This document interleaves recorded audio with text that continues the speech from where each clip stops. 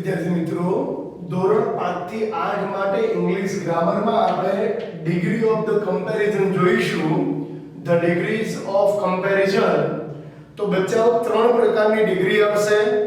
આ આપણને બોલવા માટે પણ ઉપયોગી છે, એટલે ગુજરાતીનું ઇંગ્લિશ આપણે લખેલું છે અને આ જ વસ્તુનો ઉપયોગ આપણે આપણા ભણવાના ગ્રામરમાં પણ કરીશું. તો બચ્ચાઓ ત્રણ પ્રકારની ડિગ્રી છે: પોઝિટિવ ડિગ્રી, કમ્પેરેટિવ ડિગ્રી અને સુપરલેટિવ ડિગ્રી. સૌથી પહેલા આપણે એના નિયમનો અભ્યાસ કરીશું અને નિયમનો અભ્યાસ કર્યા પછી આપણે એના ગુજરાતીનું ઇંગ્લિશમાં વાક્યો જોઈશું. તો જો બે પ્રાણી, વસ્તુ કે પદાર્થ વચ્ચે સમાનતા દર્શાવવા માટે પોઝિટિવ ડિગ્રીનો ઉપયોગ થાય. બે પ્રાણી, વસ્તુ કે પદાર્થ વચ્ચે સમાનતા દર્શાવવા માટે પોઝિટિવ ડિગ્રીનો ઉપયોગ થાય. એટલે કે કોઈ બે પ્રાણી, બે વસ્તુ અથવા બે પદાર્થ સમાન હોય તો તે દર્શાવવા માટે પોઝિટિવ ડિગ્રીનો ઉપયોગ થાય. કોઈ પ્રાણી, વસ્તુ કે પદાર્થ વચ્ચે સમાનતા દર્શાવવા માટે પોઝિટિવ ડિગ્રીનો ઉપયોગ થાય. બે પ્રાણી, વસ્તુ કે પદાર્થ વચ્ચે સમાનતા દર્શાવવા માટે પોઝિટિવ ડિગ્રીનો ઉપયોગ થાય. પોઝિટિવ ડિગ્રીમાં વિશેષણને એઝ ની વચ્ચે મૂકવું, પણ નકાર વાક્યમાં સો એઝ ની વચ્ચે મૂકવાનું છે. બરાબર? પોઝિટિવ ડિગ્રીમાં વિશેષણને એઝ ની વચ્ચે મૂકવું, પોઝિટિવ ડિગ્રીમાં વિશેષણને એઝ ની વચ્ચે મૂકવું. નકાર વાક્ય હોય તો તમારે સો એઝ નો ઉપયોગ કરો. તમે નકારમાં બી એઝ નો ઉપયોગ કરો તો ખોટું નથી, પણ જનરલી નકારમાં આપણે એઝ નો સો એઝ નો ઉપયોગ કરીશું. પોઝિટિવ ડિગ્રીમાં વિશેષણને એઝ ની વચ્ચે મૂકવું, પણ નકાર વાક્યમાં એને સો એઝ ની વચ્ચે મૂકવું. તો જો બચ્ચાઓ, અહીંયા મેં વાક્ય લખ્યું છે: રામ કિશન જેટલો હોશિયાર છે. તો Ram is as clever as Kishan એવું થશે. બરાબર? આ પોઝિટિવ ડિગ્રીની વાત થઈ. અભય નિર્ભય જેટલો બહાદુર છે. તો Abhay is as brave as નિર્ભય. આપણે કહીએ ગુજરાતીનું ઇંગ્લિશ, તો Ram is as clever as Kishan. Ram Kishan જેટલો હોશિયાર છે. તો Ram is as clever as Kishan. Ram is as clever as Kishan. બીજું વાક્ય છે બચ્ચાઓ: અભય નિર્ભય જેટલો બહાદુર છે. અભય નિર્ભય જેટલો બહાદુર છે. તો વાક્ય બનશે: Abhay is as brave as Nirbhay. Abhay is as brave as Nirbhay. Abhay is as brave as Nirbhay. Abhay Nirbhay જેટલો હોશિયાર છે. તો Abhay is as brave as Nirbhay. Radha Mansi જેટલી સુંદર છે. તો શું લખાય બચ્ચાઓ? Radha is as beautiful as Mansi. Radha Mansi જેટલી સુંદર છે. તો Radha is as beautiful as Mansi. Radha is as beautiful as Mansi. તો બચ્ચાઓ, આ પોઝિટિવ ડિગ્રી છે. દાખલા તરીકે, મારું ઘર તારા ઘર જેટલું સુંદર છે. તો my house is beautiful as beautiful as your house. દાખલા તરીકે, હું તારા જેટલો ઊંચો છું. તો I am as tall as you are. I am as tall as you are. દાખલા તરીકે, તેની બહેન કરતા તેની બહેન જેટલી જાડી છે. તો she is as fat as her sister. દાખલા તરીકે, શુભ લાભ જેટલો ઠીંગણો છે. તો શુભ is as short as લાભ. દાખલા તરીકે શિવ શિવમ જેટલો, શિવ શિવમ જેટલો આળસુ છે તો શું લખાય? Shiv is as lazy as Shivam.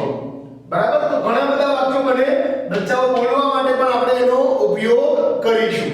હવે બચ્ચાઓ જો પોઝિટિવ કમ્પેરેટિવ ડિગ્રી અધિકતા દર્શક, અધિકતા દર્શક કોઈ એક વસ્તુ બીજી વસ્તુથી કંઈક અધિક હોય તે દર્શાવવા માટે કમ્પેરેટિવ ડિગ્રીનો ઉપયોગ થાય. કોઈ પ્રાણી વસ્તુ કે પદાર્થ એકબીજાથી ચડિયાતું હોય તે દર્શાવવા માટે કમ્પેરેટિવ ડિગ્રીનો ઉપયોગ થાય. કોઈ પ્રાણી વસ્તુ કે પદાર્થ એકબીજાથી ચડિયાતું હોય તે દર્શાવવા માટે કમ્પેરેટિવ ડિગ્રીનો ઉપયોગ થાય. હવે બચ્ચાઓ કમ્પેરેટિવ ડિગ્રીમાં તમારે વિશેષણને ઈઆર પ્રત્યે લગાડવાનું, ઈઆર પ્રત્યે લગાડો અને પછી ધ્યાન મૂકવાનું. વિશેષણના પછી ધ્યાન મૂકવાનું. અને આમાં બચ્ચાઓ તમારે બહુવચનના નિયમો અનુસરવા. આ બંને માટે તમારે બહુવચનના નિયમો અનુસરવા. સુપરલેટિવ ડિગ્રીના બંનેમાં તમારે કયા નિયમો અનુસરવા? બહુવચનના નિયમો અનુસરવા. એટલે બહુવચનના નિયમોની જેમ તમારે આમાં ચેન્જિંગ કરવાનું આવશે. ધ્યાન રાખો. કમ્પેરેટિવ ડિગ્રીમાં વિશેષણને ઈઆર પ્રત્યે લગાડો અને પછી ધ્યાન મૂકો. કમ્પેરેટિવ ડિગ્રીમાં વિશેષણને ઈઆર પ્રત્યે લગાડો, બરાબર, અને વિશેષણ પછી ધ્યાન મૂકો. બરાબર. ઈઆર લગાડી વિશેષણ પછી ધ્યાન મૂકો. બરાબર. વિશેષણ પછી ધ્યાન મૂકો. વિશેષણને ઈઆર પ્રત્યે લગાડો અને વિશેષણ પછી ધ્યાન મૂકો. વિશેષણને ઈઆર પ્રત્યે લગાડો અને વિશેષણ પછી ધ્યાન મૂકો. માનો કે બે થી વધારે સ્વર હોય, વિશેષણમાં બે થી વધારે સ્વર હોય અથવા મોટો ઉચ્ચાર હોય, ધ્યાન રાખજો બચ્ચાઓ, મોટો ઉચ્ચાર હોય તો વિશેષણની આગળ મૂળ મૂકવું. એમાં ઈઆર પ્રત્યય લગાડવાનો નથી. બે થી વધારે સ્વર હોય કે મોટો ઉચ્ચાર હોય તો વિશેષણની આગળ મૂળ મૂકવું. બે થી વધારે સ્વર હોય અને મોટો ઉચ્ચાર હોય તો વિશેષણની આગળ મૂળ મૂકવું. બે થી વધારે સ્વર હોય અને મોટો ઉચ્ચાર હોય તો વિશેષણની આગળ મૂળ મૂકવું. બે થી વધારે સ્વર હોય અને મોટો ઉચ્ચાર હોય તો વિશેષણની આગળ મૂળ મૂકવું. પાછળ પછી ધ્યાન તો મૂકવાનું જ છે. પછી જો એના માટે જોઈએ, દાખલા તરીકે બિગ છે તો તમારે એનું લખવું પડે BIGGER, બિગર. શબ્દને છેડે વ્યંજન વ્યંજનની આગળ એક જ સ્વર હોય તો વ્યંજન બેવડા બિગર ધેન. શું લખાય બચ્ચાઓ? Bigger than. BIGGER અને પછી શું આવશે? ધેન આવશે. ફરીથી BIGGER ધેન. બરાબર. વિશેષણને ઈઆર પ્રત્યય લગાડો. હવે જો સ્મોલ તો પહેલા સ્મોલ નો સ્પેલિંગ લખીશું સ્મોલ, પાછળ ઈઆર પ્રત્યય અને અહીંયા ધેન લગાડીશું. Smaller than. વિશેષણને જો ઈઆર પ્રત્યય લગાડો પછી ધેન મૂક્યું. ઈઆર પ્રત્યય લગાડો અને પછી ચોખ્ખો ઝંઝટ જેવો ધેન મૂક્યું બચ્ચા. વિશેષણને ઈઆર પ્રત્યય લગાડો અને પછી ધેન મૂકો. લોંગ તો LONG લોંગ, પાછળ ઈઆર પ્રત્યય લગાડો અને ધેન લખો. લેઝી. હવે જો બચ્ચાઓ આપણા બહુવચનના નિયમો, શબ્દને છેડે વાય હોય તો વાય નો આઈ કરીને ES પ્રત્યય લગાડતા. શબ્દને છેડે વાય હોય, વાય ની આગળ વ્યંજન હોય તો વાય નો આઈ કરી ES પ્રત્યય લગાડતા. આમાં શબ્દને છેડે વાય છે, વાય ની આગળ જો વ્યંજન છે, વાય ની આગળ વ્યંજન છે તો વાય નો આઈ કરી ER પ્રત્યય લાગે ને પછી તમારે ધ્યાન મૂકવાનું. એવું બધા માનો કે લેઝી, બીઝી, પ્રેટી, પાછળ વાય હોય, વાય ની આગળ વ્યંજન હોય તો જ વાય નો આઈ કરી ER પ્રત્યય લગાડો અને પછી ધ્યાન મૂકો. શબ્દને છે કે જો વાય છે, વાય ની આગળ વ્યંજન છે, વાય નો આઈ કરી ER પ્રત્યય લાગે. બહુવચનના નિયમો શું હતું બચ્ચાઓ? શબ્દને છે કે વાય હોય, વાય ની આગળ વ્યંજન હોય તો વાય નો આઈ કરી ES પ્રત્યય લગાડતા. જો આપણે આવું કરતા કે એક બતાવું તમને. LADY લેડી એટલે સ્ત્રી.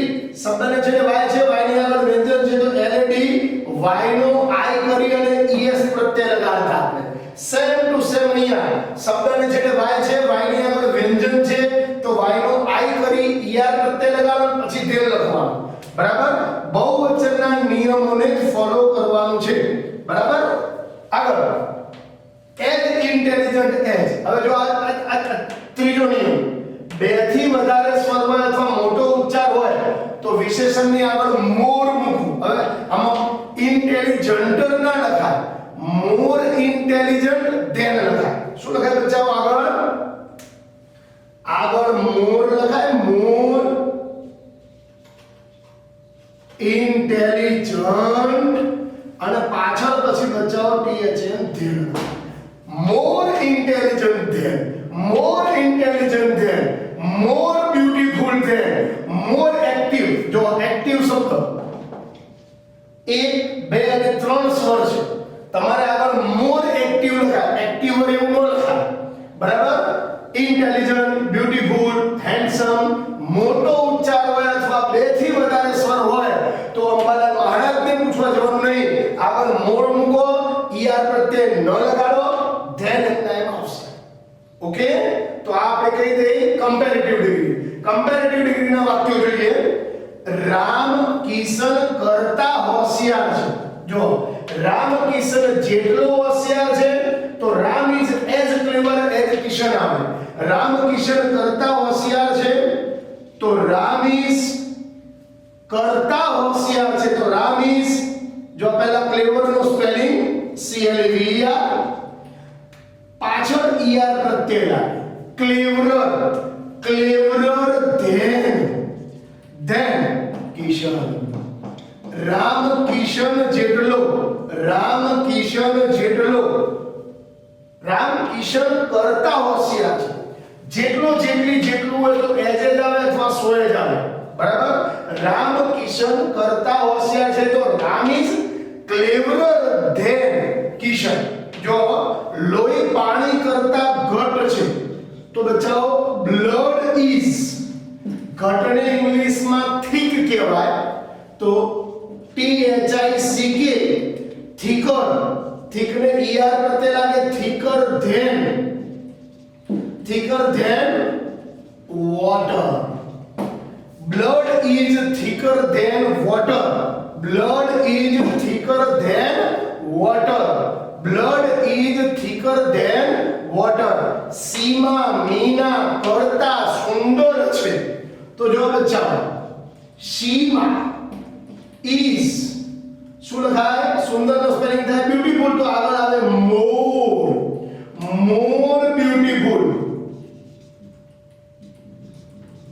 more beautiful પાછળ ધેન આવશે અને છેલ્લે મીના ધેન આપણે લખવાના mean Seema is more beautiful than Meena Seema is more beautiful than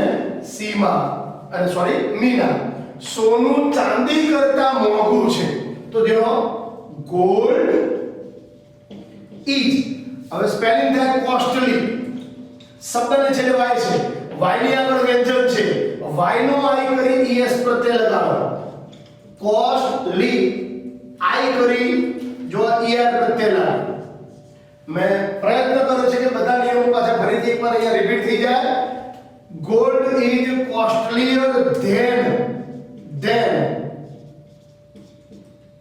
silver gold is costlier than silver 5 એ 3 કરતા મોટા છે આપણું ગણિત આવી પૂછાવો તો 5 is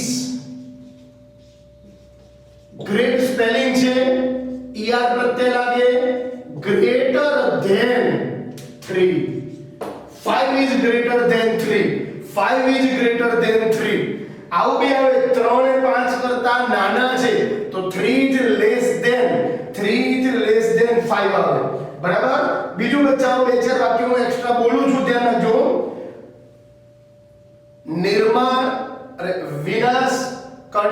નિર્માણ કરતો સહેલો છે વિનાશ સહેલો છે તો destruction is easier than construction okay, દાખલા તરીકે એલ્યુમિનિયમ લોખંડ કરતા હલકું છે, તો aluminium is lighter than iron.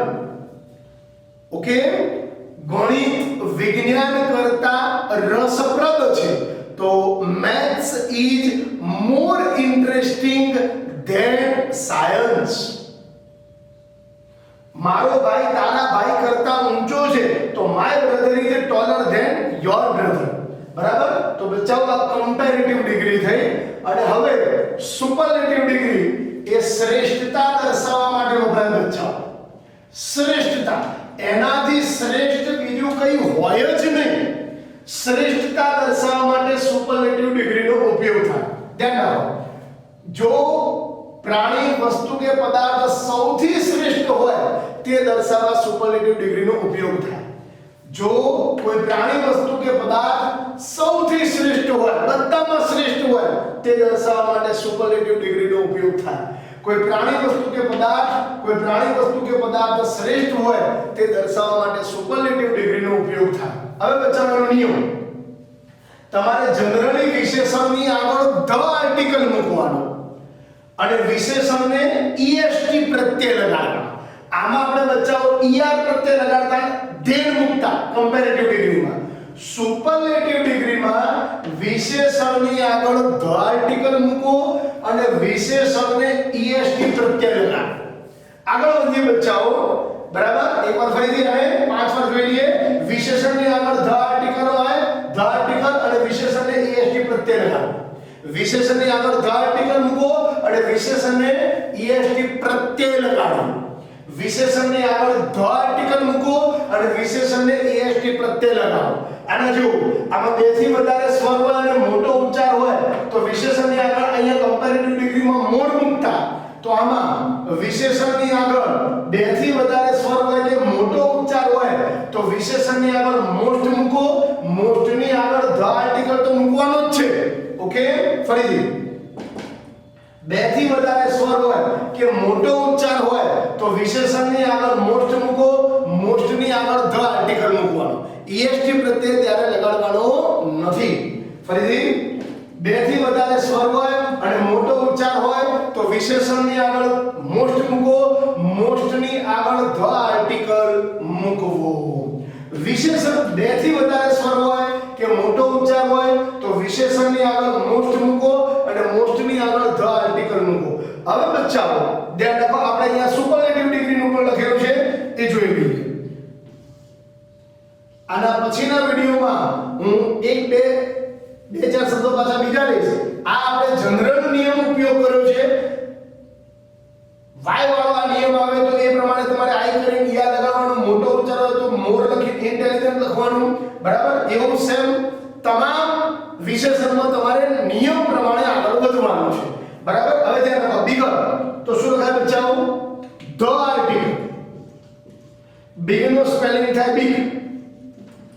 શબ્દને છે જી છે, એક જ સ્વર, એક જ વ્યંજન છે અને એની આગળ એક જ સ્વર છે. બરાબર? એક જ સ્વર છે તો વ્યંજન બેવડા. Biggest, the biggest. સ્મોલર નું શું થાય? ધ. પહેલા સ્મોલ નું સ્પેલિંગ લખો, સ્મોલેસ્ટ, est પ્રત્યય. લોંગ નું શું થાય? The longest.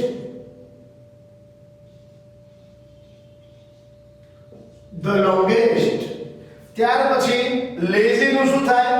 તો પહેલા the article l a z y નો i કરી est પ્રત્યય લાગે. The લેઝીએસ્ટ.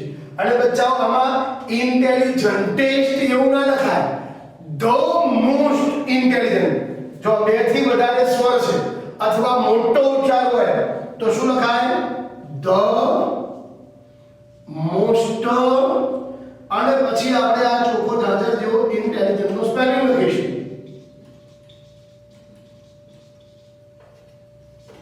Most intelligent, most intelligent. હવે બચ્ચાઓ આ નિયમને ફોલો કરી અને આપણે પછી હવે એના વાક્યો જોઈએ. તો જો રામ કિશન જેટલો હોશિયાર છે તો Ram is as clever as Kishan. Ram Kishan કરતો હોશિયાર છે તો રામ પણ રામ સૌથી હોશિયાર છોકરો છે તો શું લખાય? રામ ઇઝ ધ, જો ધ આર્ટિકલ, ક્લેવર નો સ્પેલિંગ લખ્યો, est પ્રત્યય લગાવ્યો, Ram is the cleverest boy.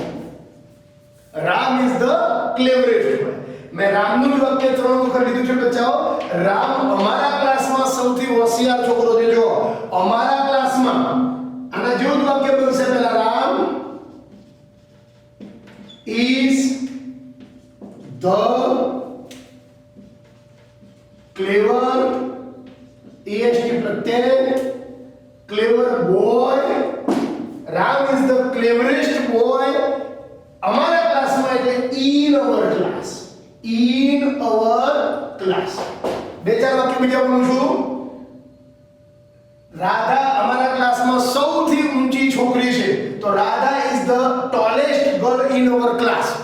અભય અમારા ક્લાસમાં સૌથી બહાદુર છોકરો છે તો Abhay is the bravest boy in our class.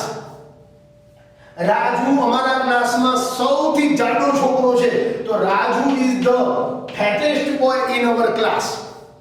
દાખલા તરીકે ગણિત બધા વિષયોમાં સૌથી રસપ્રદ છે તો maths is the most interesting, maths is the most interesting subject in interesting subject of all the subject. બધા વિષયોમાં બોલું છું બચ્ચાઓ તો of all the subject આવશે. જો મેં રામ વાળું વાક્ય લીધેલું છે, રામ બધામાં સૌથી હોશિયાર છોકરો છે, અથવા બધા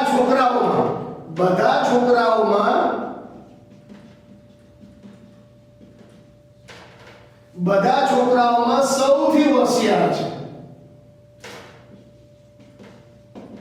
સૌથી હોશિયાર છે તો શું લખાય બચ્ચાઓ? Ram is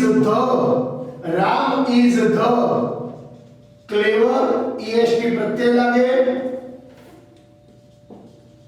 Ram is the cleverest boy બધા છોકરાઓમાં તો શું આવશે બચ્ચાઓ? of all the boys. of all the boys. હવે બચ્ચાઓ મેં હમણાં ગણિત વાળો પેલું વાક્ય બોલ્યું અહીંયા ઉપર, ગણિત બધા વિષયોમાં સૌથી રસપ્રદ છે તો maths is the most interesting of all the subjects. બરાબર? સોનું બધી ધાતુઓમાં સૌથી મોંઘી છે તો gold is the costliest of all the metals.